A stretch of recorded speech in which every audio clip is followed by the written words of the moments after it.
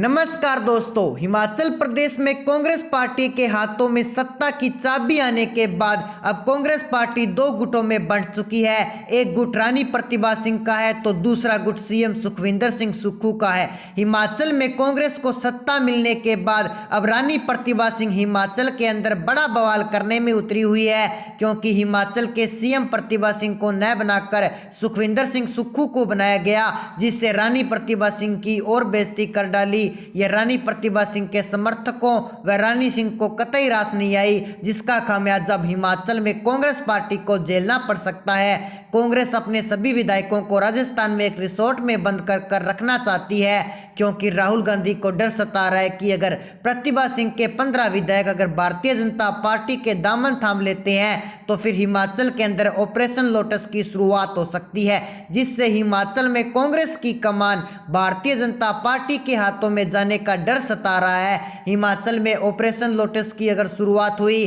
तो फिर कांग्रेस हिमाचल में सत्ता की चाबी पाकर भी हिमाचल में भारतीय जनता पार्टी अपना दबदबा दिखाएगी, और भारतीय जनता पार्टी इसी इंतजार में है कि कब कांग्रेस के विधायक बीजेपी के पाले में आए और हिमाचल में भारतीय जनता पार्टी की कमान संभाले। प्रतिभा सिंह के 15 विधायकों ने सीएम गद्दी हड़पने के लिए अपने विधायकों के साथ हिमाचल की राजनीति में घमासान मचाना भी शुरू कर दिया है, जिसका खामियाजा हिमाचल की कांग्रेस सरकार को भुगतना पड़ सकता है। कांग्रेस को सत्ता मिलने के बाद रानी प्रतिभा सिंह यह कयास लगाई बैठी थी कि सीएम की गद्दी के लिए उन्हें ही चुना जाना है, लेकिन प्रतिभा सिंह को न चुनकर सीएम सुखविंदर सिंह को चुना गया, जिससे रानी प्रतिभा सिंह ने सड़कों पर उतरकर कांग्रेस पार्टी की बेइज्जती करने के लिए कोई कसर नहीं छोड़ी है। तो ऐसे में हिमाचल में कांग्रेस को सत्ता मिलने के बाद और सीएम सुखविंदर सुक्खू चुनने के बाद अब कांग्रेस की सरकार के सामने हिमाचल की सत्ता चलाने के लिए कई बड़ी चुनौतियां हैं। अगर इन चुनौतियों से नहीं निपटा गया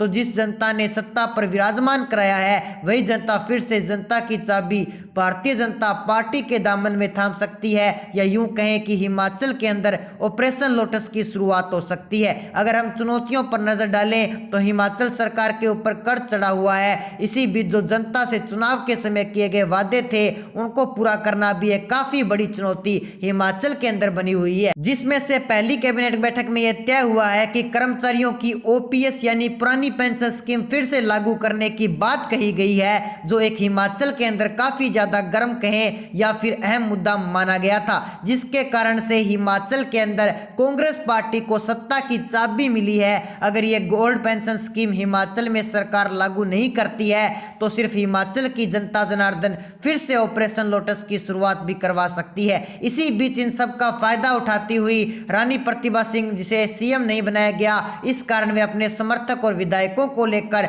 सड़कों पर उतर चुकी है और कांग्रेस पार्टी की धज्जियां उड़ाने में लगी हुई है। वह अपने 15 विधायकों को साथ में लेकर भारतीय जनता पार्टी का दामन कभी भी थाम सकती है, जिस कारण से कांग्रेस पार्टी को यह डर सता रहा है कहीं अगर वह 15 विधायक भारतीय जनता पार्टी का दामन थाम लेते हैं तो फिर हिमाचल के अंदर ऑपरेशन लोटस की शुरुआत होगी, और जाहिर सी बात है कि हिमाचल की कमान भारतीय जनता पार्टी के हाथों में चले जाएगी, जिससे हिमाचल में कांग्रेस को सत्ता की चाबी मिलकर भी कांग्रेस हिमाचल में सरकार नहीं चला पाएगी। इन सभी बातों को ध्यान में रखकर राहुल गांधी ने एक बड़ा बहाना बनाकर यात्रा के 100 दिन पूरे होने के बहाने से सभी विधायकों को राजस्थान में बुलाया है, और सभी विधायकों को यात्रा में शामिल कर उन पर एक कैबिनेट बैठक का और उनसे बातचीत में सुझाव किया जाएगा। अगर रानी प्रतिभा सिंह मानती है तो हिमाचल में कांग्रेस के पास ही सत्ता रहेगी, अगर रानी प्रतिभा सिंह अपनी बेइज्जती का बदला लेती है तो फिर हिमाचल के अंदर कांग्रेस पार्टी सरकार नहीं चला पाएगी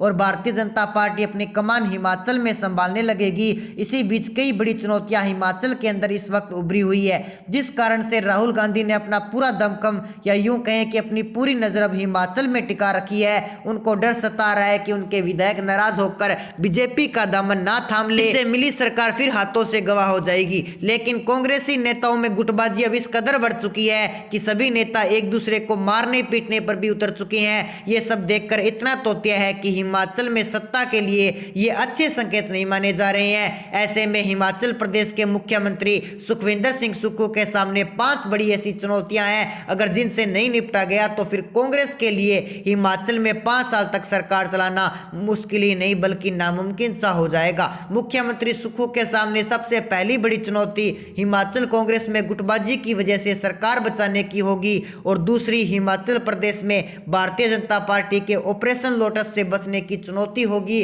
तीसरी चुनौती की बात करें तो मंत्रिमंडल विस्तार के तुरंत बाद पहली बैठक में कांग्रेस के घोषणा पत्र में किए गए वादे पूरे करने की चुनौती होगी, जिसमें 301 प्रत्येक परिवार को बिजली फ्री, 1500 रुपये महीना प्रत्येक महिला को पेंशन, ओल्ड पेंशन स्कीम लागू करना, 3 लाख तक किसान कर्ज माफी आदि, जिन्हें सुक्खू सरकार के लिए पूरा करना मुश्किल ही नहीं बल्कि नामुमकिन सा नजर आ रहा है। चौथी चुनौती की बात करें तो हिमाचल प्रदेश की आर्थिक स्थिति मजबूत करने की बड़ी चुनौती और 5वीं लोकसभा चुनाव 2024 में कांग्रेस की साख बचाने वाली एक बड़ी चुनौती कि मंत्रिमंडल विस्तार के दौरान कांग्रेस के विधायकों में पैदा होने वाली आपसी नाराजगी को किस तरह से शांत करवा दिया गया। तो मंत्रिमंडल विस्तार के बाद पहली ही बैठक में कांग्रेस अपने घोषणा पत्र वाले वादों को पूरा नहीं कर पाई तो फिर हिमाचल कांग्रेस के विधायकों में आपसी तनातनी के साथ साथ सुक्खू सरकार के प्रति विधायकों का विश्वास भी खत्म हो जाएगा, जो निश्चित तौर पर कांग्रेस के लिए बड़ी मुश्किलें पैदा कर सकता है।